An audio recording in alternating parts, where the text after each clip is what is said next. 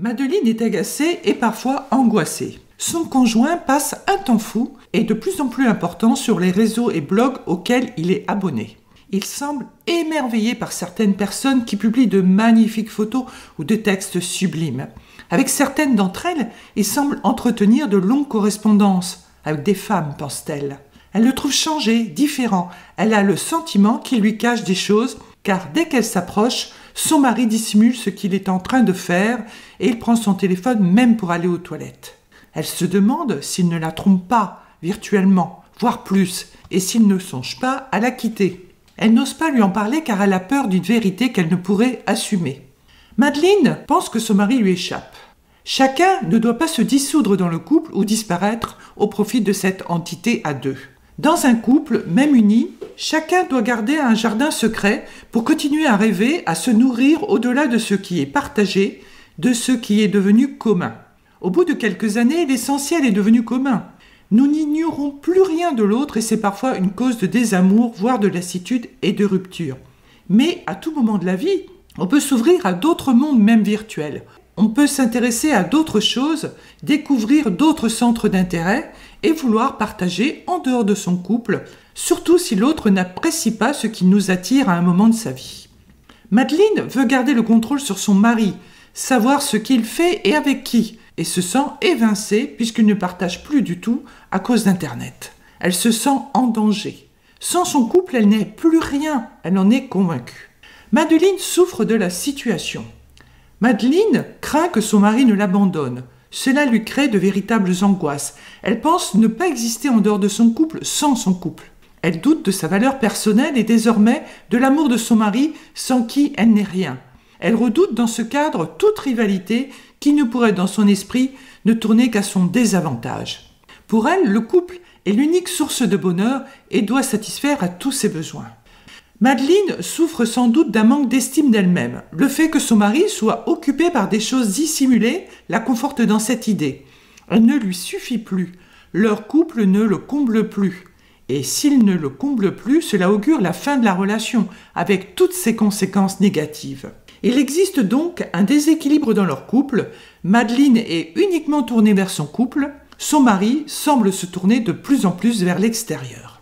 Mais elle n'ose pas en parler avec son mari.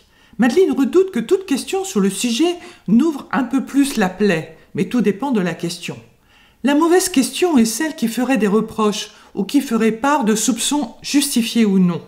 La bonne question est celle qui, partant du constat, exempt de critique, d'une érosion de la relation de couple, interrogerait l'autre sur les solutions qui permettraient de redonner de la densité à la relation de couple. Autrement dit, comment renouveler l'activité du couple et mettre en route ensemble ou séparément de nouveaux projets. Par ailleurs, c'est aussi pour Madeleine le moment de trouver des centres d'intérêt personnels pour exister en dehors de son couple afin de retrouver un peu d'estime d'elle-même. Cela rééquilibrerait la relation de couple et probablement renouvellerait l'intérêt de son mari pour elle. Pourquoi son mari passe-t-il de plus en plus de temps sur Internet ? Il existe de nombreuses hypothèses non exhaustives. Par intérêt intellectuel. Grâce aux réseaux sociaux, il découvre de nouvelles choses qui l'enrichissent.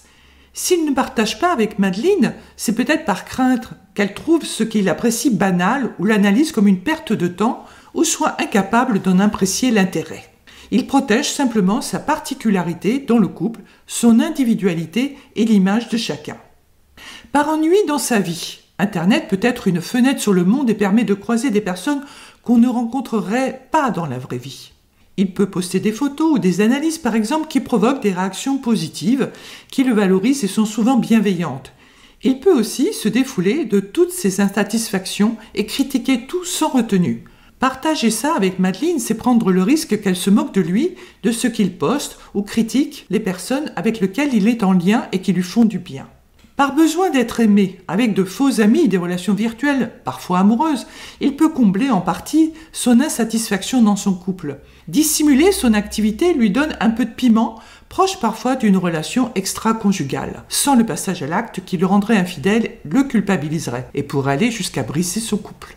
De toute évidence, il ne peut partager cette intimité virtuelle avec Madeleine qui pourrait mal prendre par définition certaines relations, faire une crise de jalousie, etc.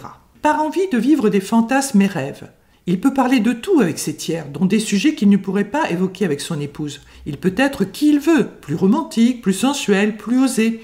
Il introduit ainsi une excitation sexuelle ou onirique dans sa vie. Sa vie est moins banale et il se redore son estime de lui. Il teste son pouvoir de séduction aussi. Madeleine ne pourrait comprendre sa part secrète, sa face cachée, qui peut être parfois sombre et qui pourrait même l'effrayer. Comment Madeleine peut-elle avancer ? Au préalable, elle doit avoir en mémoire qu'elle doit respecter la vie privée de son mari et ne pas chercher à savoir ce qu'il fait sur Internet et avec qui il parle. C'est un droit fondamental inscrit dans la Déclaration des droits de l'homme et du citoyen qui s'applique même au sein du couple. En revanche, elles peuvent faire remarquer à son mari qu'il passe trop de temps sur Internet, proche de l'addiction, ou que cela les empêche de faire telle ou telle activité si c'est vraiment le cas. Au lieu d'être agacée et jalouse, elle peut proposer une sortie susceptible d'intéresser son mari, promenade au cinéma par exemple, et lui indiquer qu'elle aimerait beaucoup une réponse positive, car l'automne est magnifique, le film a reçu d'excellentes critiques. Elle doit tenter de vendre son projet à deux. Si l'attitude de son mari a changé au point qu'il veille la nuit pour communiquer sur Internet, elle doit aborder le sujet. Il n'entretient pas obligatoirement une relation amoureuse virtuelle, mais peut avoir une activité chronophage qui nécessite un peu de quiétude. Si Madeleine est un peu éloignée d'Internet, elle peut lui demander de lui montrer comment ça marche, voire faire un stage d'initiation. Poser une alternative ou s'intéresser à ce centre d'intérêt qu'est Internet permettra sans doute des progrès. Enfin, Madeleine devra essayer de développer une activité extérieure au couple ou un relationnel type sortie entre copines. Son mari pourra ainsi prendre conscience de son absence et du manque y afférent. Si ces solutions échouent, Madeleine devra se confronter à son mari pour lui parler de ses peurs en évitant si possible de dénigrer son intérêt pour Internet. Elle pourra éventuellement se faire aider par un thérapeute pour surmonter son inquiétude et surtout pour apprendre, au-delà de ses peurs, à se confronter à son compagnon de façon à tenter de traiter ses insatisfactions par le dialogue plutôt que par un silence mortel qui ne fera que laisser la situation se pourrir un peu plus.